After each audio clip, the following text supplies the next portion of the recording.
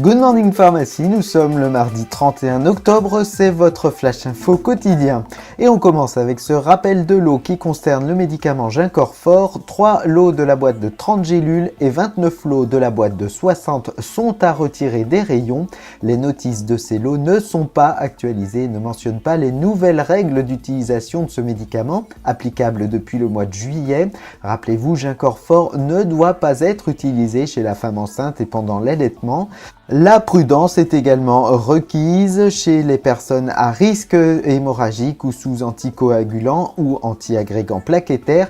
Dernière modalité d'utilisation qui sera ajoutée sur les notices, le médicament Gincorfort doit être interrompu 3 à 4 jours avant un acte chirurgical.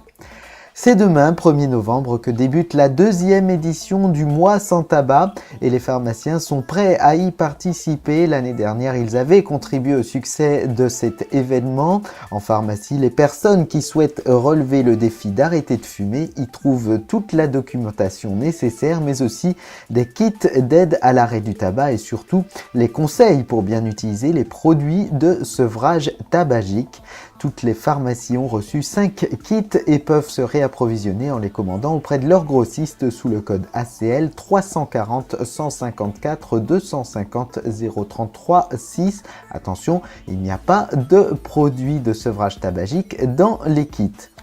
Et puis demain, 1er novembre, c'est également le jour de l'entrée en application de nouveaux tarifs pour les consultations médicales complexes et très complexes, 46 € pour les premières, 60 € pour les secondes. Cela concerne notamment le suivi de pathologies comme l'obésité, ainsi que des consultations d'initiation de contraception chez les adolescentes ou le suivi de sortie de maternité pour les nourrissons.